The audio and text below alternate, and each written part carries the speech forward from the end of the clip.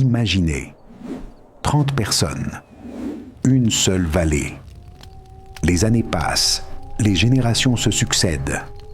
Mais les visages sont toujours les mêmes. Les os rétrécissent, la vue se trouble. À chaque naissance, un cri un peu plus faible que le précédent s'élève dans l'obscurité.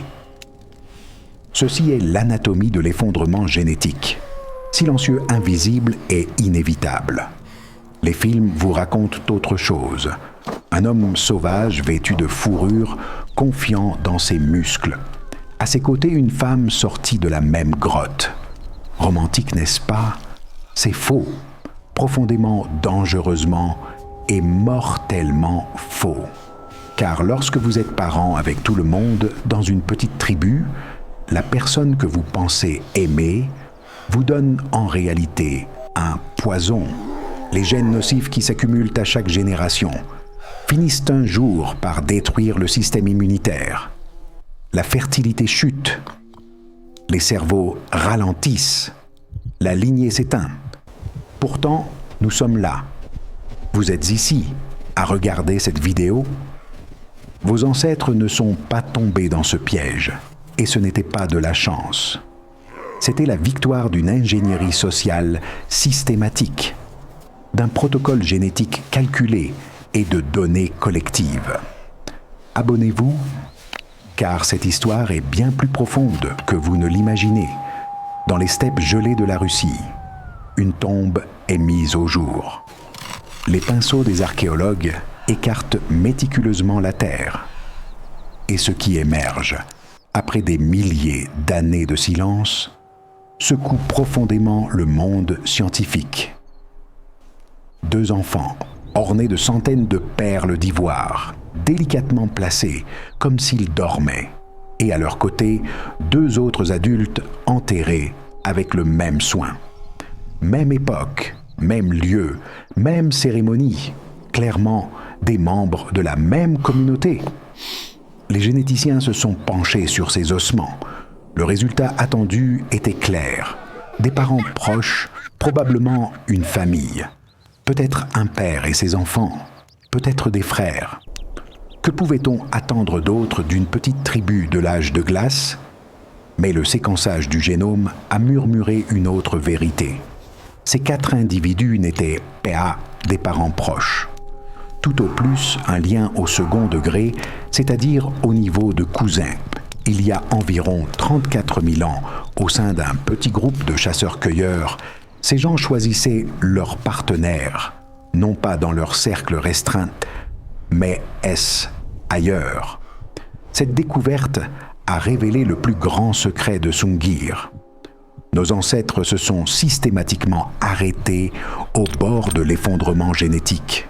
Et ils l'ont fait sans même savoir ce qu'était l'ADN. Maintenant, il faut poser la question. Comment un humain vivant à l'âge de glace, dans un camp de 25 à 30 personnes, pouvait-il avoir des enfants avec quelqu'un qui n'était pas de sa famille? La réponse se trouve bien au-delà d'un simple instinct biologique dans un système social calibré. Comprenons d'abord l'ampleur de la menace. En génétique, il existe un concept pour mesurer la consanguinité, le coefficient de consanguinité. Plus ce coefficient augmente, plus les mutations récessives délétères commencent à apparaître en double exemplaire. Le système immunitaire s'affaiblit. Le développement du cerveau est perturbé. La fertilité chute. Et surtout, ce processus fonctionne comme un piège invisible sur plusieurs générations. Un observateur extérieur ne remarquerait rien. À l'intérieur, la lignée s'éteint lentement. L'isolement prolongé d'un petit groupe mène mathématiquement à un effondrement inévitable. Ce calcul est valable pour un troupeau d'animaux, comme pour une population insulaire. L'Homo sapiens n'échappait pas à cette équation. Cette connaissance a coûté cher. Vous écoutez ceci en quelques minutes. Eux ont expérimenté pendant des milliers d'hivers. Mais c'est précisément là que nos ancêtres se sont distingués du reste de l'espèce. Imaginez un maître du Paléolithique. Pas de nom, pas de titre, seulement ses mains et sa mémoire. Le camp s'éveille à l'aube. Le feu est encore frais. Les femmes préparent les provisions. Les hommes vérifient leur équipement de chasse. Mais dans l'esprit de ce maître, un autre calcul est en cours. Un autre camp à quelques jours de marche avait été leur invité l'été précédent. Il y avait parmi eux une jeune femme.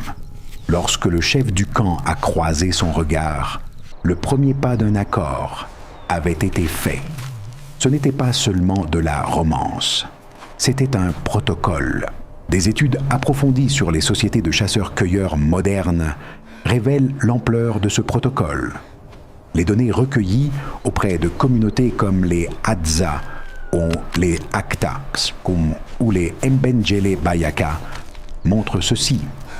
Un camp moyen se compose d'environ 28 adultes.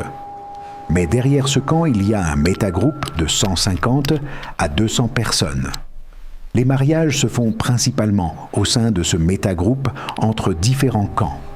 Cette structure est critique, car ce système, qui semble à l'échelle individuelle être un monde où tout le monde se connaît, représente en réalité un bassin génétique de plusieurs centaines de personnes. Et le fait que la population effective historique de l'homme moderne soit estimée à environ 10 000 personnes prouve l'existence d'un flux génétique s'étendant au-delà de ces structures locales, à travers les continents. Alors, comment ce système fonctionnait-il? À chaque saison, les groupes se déplaçaient. Cette mobilité n'était pas une simple migration à la poursuite du gibier. C'était une opération sociale calculée, puis optimisée. Des archives montrent que les sources d'outils en obsidienne, ce verre volcanique, trouvé à divers endroits en Europe, se situaient parfois à 500 km de distance. Des coquillages marins apparaissent au milieu des steppes. De l'ambre est trouvé à des centaines de kilomètres du littoral. Ces objets ne sont pas seulement des marchandises. Ils sont la preuve tangible de l'étendue du réseau auquel les gens appartenaient. Les scientifiques décrivent ces points de rencontre comme des pôles d'échange génétique. Des groupes venus de différentes vallées se rassemblent lors de fêtes saisonnières. L'information est partagée. Les techniques de chasse sont transmises. Des alliances sont nouées. Et le plus important, le choix des partenaires a lieu. Ce n'était pas un mélange aléatoire, c'était un protocole systématique. Les traces de ce protocole sont encore visibles dans les sociétés de chasseurs-cueilleurs d'aujourd'hui. Les groupes totémiques, les identités de clans, les règles d'exogamie. Un membre du clan de l'ours doit épouser un membre du clan du loup. Cette règle est le produit de la pensée abstraite. Identité, appartenance, interdit et devoir. Ce sont les premières lois non écrites de l'histoire humaine. Les chercheurs de Sungir suggèrent que le symbolisme des offrandes funéraires pourrait faire partie de ce système. Des milliers de perles d'ivoire ne sont pas des objets fabriqués en quelques semaines. Chacune est patiemment travaillée, chacune porte un sens. Ces symboles pourraient être le langage codé de la communication intergroupe, des accords et des alliances. Le style d'une parure d'un camp déclarait qui était l'individu d'un autre camp. L'identité, le signe du clan, l'aptitude au mariage. Tout était contenu dans ces petits fragments d'os travaillés. Revenons au camp du maître. La nuit, une réunion a lieu autour du feu. Le vieil homme parle. Les intonations sont graves, les gestes précis. Tout le monde écoute, car cet homme est un porteur de savoir. Il sait où se trouve quel camp, de qui est composé, quelle famille, les détails des accords passés. Cette information est plus précieuse que les techniques de chasse, car cette information est un pack de données collectives. accumulées sur des générations transmises de bouche à oreille, rappelées encore et encore pour ne pas se perdre avec la mort. L'étude publiée par Hill et ses collègues en 2011 révèle une autre dimension de cette structure. Dans les sociétés de chasseurs-cueilleurs, les femmes comme les hommes peuvent migrer. C'est une différence cruciale qui sépare l'homme des primates. Chez des espèces comme les chimpanzés, la migration est unidirectionnelle. Soit les femelles, soit les mâles migrent. Chez les humains, les deux sexes peuvent changer de camp. Cette flexibilité garantit que les réseaux de mariage ne sont pas asymétriques. Mais ils restent vastes et complexes. Aucun camp n'est piégé dans un pool génétique restreint. Et ici, une question se pose. Comment nos ancêtres reconnaissaient-ils biologiquement le concept de parent? La biologie moderne répond à cette question par l'effet Westermarck. Le fait que des individus ayant grandi ensemble dès le plus jeune âge ne ressentent pas d'attirance sexuelle l'un pour l'autre fonctionne comme un frein naturel à la consanguinité. L'odeur, la ressemblance faciale et d'autres signaux biologiques contribuent également à ce processus. Les tabous culturels se construisent sur ce mécanisme biologique. Ainsi, un filtre à deux niveaux émerge. Le premier niveau est instinctif, le second est culturel. Les deux visent le même objectif, éviter les mariages consanguins délétères. Maintenant, regardez les Néandertaliens. Car cette comparaison révèle, avec une clarté de cristal, pourquoi l'humanité a survécu.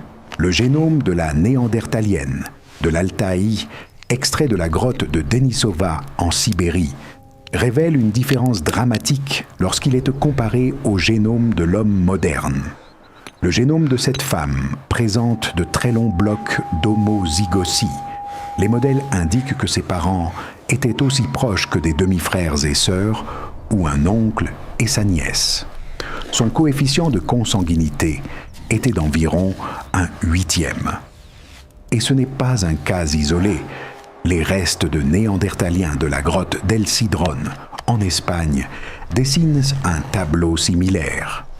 Des générations de consanguinité, des groupes de plus en plus petits et isolés, l'effondrement progressif de leurs systèmes immunitaires. Les Néandertaliens sont l'une des espèces qui ont passé le plus long examen de survie de l'histoire humaine. Ils ont vécu en Europe pendant près de 400 000 ans. Ils ont survécu à l'hiver, vu les glaciers chassés et survécu. Mais avec la mauvaise stratégie, la solitude, avec des groupes petits repliés sur eux-mêmes, dépourvus de réseaux sociaux. L'Homo sapiens, lui, a développé une stratégie différente. L'interprétation de l'équipe de Cambridge est ici extrêmement tranchante. Les vastes réseaux de mariage qui limitaient systématiquement la consanguinité ont pu jouer un rôle décisif dans le succès de l'homme moderne et l'extinction des Néandertaliens. Cette connaissance a coûté cher. Son absence a coûté encore plus cher aux autres. Cette interprétation montre que des explications comme de meilleures armes ou un corps plus fort sont insuffisantes pour expliquer le triomphe de l'humanité. L'Homo sapiens possédait un système d'exploitation sociale plus vaste. La communication intergroupe, le transfert d'informations, les réseaux de mariage et les protocoles culturels. Tout cela formait un système intégré fonctionnant de concert. Et le résultat de ce système n'était pas seulement la santé génétique. Un outil en obsidienne, prélevé dans une vallée et finissant dans la main d'un autre individu à 500 km de là, n'est pas qu'une simple marchandise. C'est la preuve que l'information voyageait par les mêmes chemins. Une meilleure technique de chasse découverte par une tribu parvenait à d'autres groupes via les réseaux de commerce et de mariage. L'innovation culturelle se propageait aussi vite que l'innovation biologique. Le maître du Paléolithique, la nuit, transmettait ce savoir autour du feu. Il n'était pas seul. Derrière lui se tenait un pack de données collectives accumulées sur des centaines d'années. Devant lui attendait une génération pour porter ces données. Et aujourd'hui, vous êtes ici à regarder cette vidéo parce que ce système a fonctionné. La fission-fusion. Ces deux mots sont le nom du moteur qui a préservé la santé génétique de nos ancêtres. Les camps de chasseurs-cueilleurs n'étaient pas fixes. Il n'y avait pas de village permanent de frontières établi de listes de membres immuables. Le camp respirait comme un organisme vivant. Quand l'hiver arrivait, les ressources diminuaient et le groupe se scindait en deux. Deux camps distincts chassaient dans deux régions distinctes. Au printemps, les ressources s'étendaient et les camps se réunifiaient. Dans ces réunions, de nouveaux visages apparaissaient, venus d'autres vallées, de l'autre côté d'autres montagnes. Ce cycle assurait à chaque parent au premier degré. Tout au plus, un lien au niveau de cousin. Et ce petit détail a radicalement changé ce que nous savions de nos ancêtres. Car, il y a 34 000 ans, au milieu d'une steppe gelée, ces gens appliquaient un protocole calibré pour le choix de leurs partenaires. Personne ne leur avait dit « la consanguinité est nocive ». Personne n'avait calculé de coefficient de consanguinité. Mais les données collectives transmises de génération en génération avaient codé cette vérité au niveau instinctif et culturel. L'identité de clan, les tabous matrimoniaux, les groupes totémiques, tout cela faisait partie d'un système visant le même objectif. Empêcher l'accumulation génétique nocive, préserver la diversité, maintenir l'espèce en vie. L'Homo sapiens a réussi ce test. Les Néandertaliens ont échoué. La différence ne résidait pas dans la taille des muscles, mais dans l'étendue des réseaux. Mais maintenant, une nouvelle question se pose. Ces vastes réseaux, ces rassemblements saisonniers, ces contacts intergroupes maintenaient les gens ensemble et enrichissaient le pool génétique. Alors qui organisait ces points de rencontre? Qui dirigeait ces rituels? Derrière la structure symbolique qui unissait les groupes, ces milliers de perles, ces objets venus de terres lointaines, quelle hiérarchie sociale existait-il? Qui parlait? Qui écoutait? Qui prenait les décisions? Dans l'obscurité de l'âge glaciaire, le leadership avait un tout autre sens.